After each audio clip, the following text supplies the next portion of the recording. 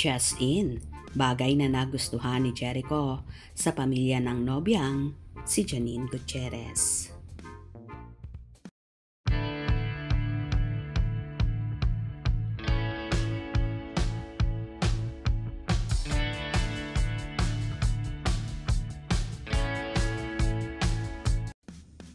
Isa marahil sa nagustuhan ng Asian drama king na si Jericho Rosales sa pamilya ng nobyang si Janine Gutierrez ang pagiging consistent ng pamilya sa pagbabanding together.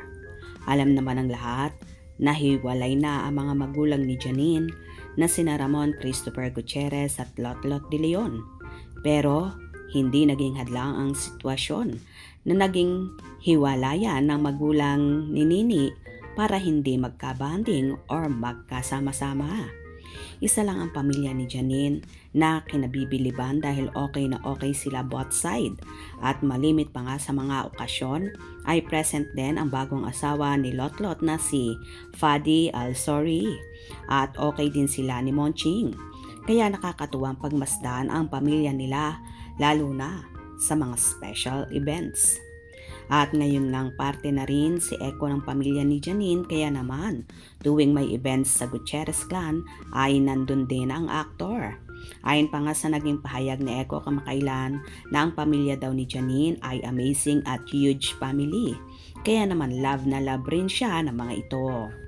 Nakakahappy lang pagmasdan ang magkakapatid ni Janine na sa tuwing sila ay magkakasama, laking respeto nila sa ate Nini nila. At makikita mo talaga na love ni Janine ang kanyang mga kapatid at talagang ate siya sa mga ito.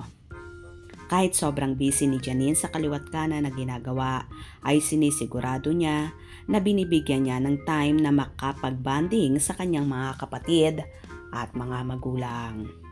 Marahil isa nga ang pamilya ni Janine sa hinahangaan ng marami na hindi issue kung hiwalay ang mga magulang. Ang importante magkakasundo sila at kapag pamilya na ang usapan, talagang priority nila ito.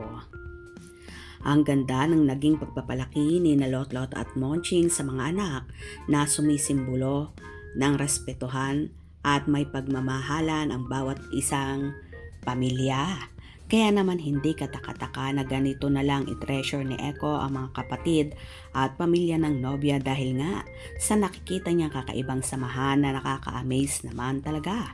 Bukod pa dyan, palagi ring nakasuporta si Janine sa kanyang mga kapatid sa bawat desisyon ng buhay nila at kakikitaan mo talaga.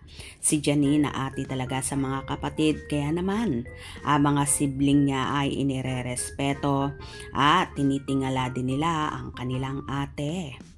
Anyway, magkakatotoo na kaya ba ang gustong mangyari ni Lotlot na sana bago daw siya mag 60 years old ay magkakaapo na sila, lalo pat nakikita ng marami na so happy at palagi magkasama sina Janine at Echo na hinihinalang mag-asawa na nga ang galawan ng dalawa. So sweet naman kasi ng dalawa sa kanilang relasyon na open book na sa publiko ang kanilang pagmamahalan kaya wala nang itinatago. Malaya na silang gawin ang lahat ng bagay at mga love language nila sa isa't isa na walang pag-aalinlangan. So proud naman si Janine dahil natagpuan na niya ang tunay na pagmamahal at magmamahal ng lubos sa kanya sa katauhan ni Echo.